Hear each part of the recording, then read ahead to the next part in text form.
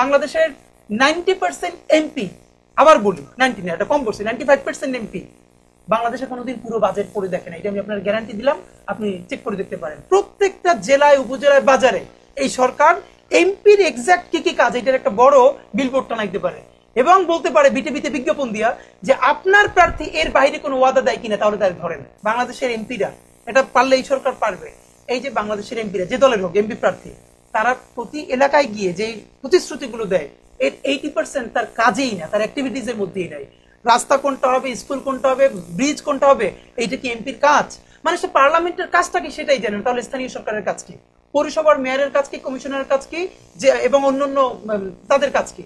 এর মানে পৌরসভার মেয়রের কাজও করবে এমপি, তারপরে উপজেলা পরিষদের চেয়ারম্যানের কাজ করবে এমপি, সবই এমপি করলে তাহলে ওই পোস্টগুলো রাষ্ট্র, এতটা রাষ্ট্র না, জনগণের টাকায় পালে কিসের জন্য?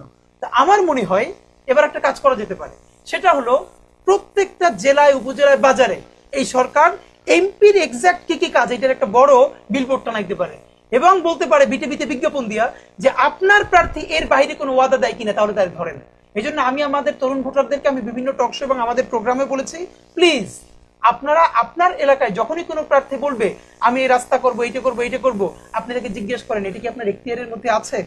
যদি এখতিয়ারের মধ্যে না থাকে তাহলে দুইটা, হয়তো আপনি মিথ্যা বলছেন, অথবা আপনি যদি আসলে এটা করেন তাহলে পৌরসভার মেয়রের কাজকে আপনি অনধিকার চর্চা করে কাইরে নিয়ে আপনি করবেন, তাহলে আপনার এটা কাজ না। বরং এমপিদের, এবং আপনি জানেন এই যে পৌরসভার মেয়রের কাজ, কমিশনারের কাজ, উপজেলা পরিষদের, জেলা পরিষদের কাজগুলো যদি এমপিরা অবৈধ হস্তক্ষেপ করতে না পারে, তাহলে এই যে সবাই এমপি হওয়ার জন্য কোটি কোটি টাকা খরচ করে না, 3/2 কমে যাবে।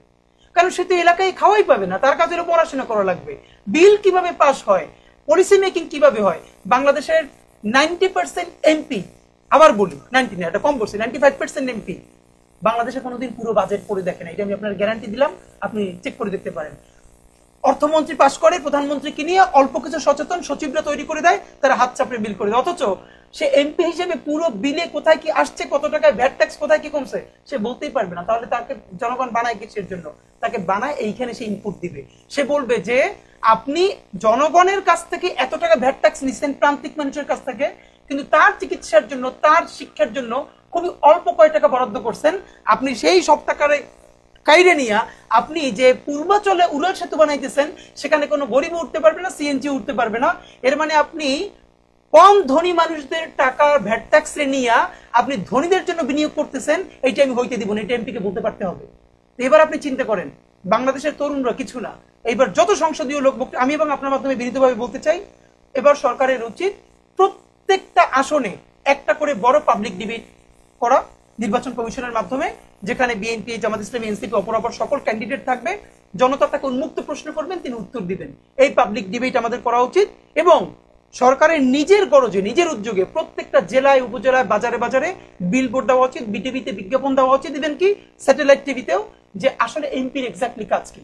তাহলে আমাদের মনে হয় যে মনোনয়ন বাণিজ্য কমবে এবং আমার যদি কেউ শত্রু হয়, কিন্তু সে যদি পার্লামেন্টের কাজটা ভালো বোঝে, এরকম অনেক মানুষ মিলে যদি একটা পার্লামেন্ট তৈরি করতে পারে, তাহলে তো আমাদের একটা ফাংশনাল পার্লামেন্ট তৈরি হবে, আমাদের দেশ দাঁড়ায় যাবে ইনশাআল্লাহ।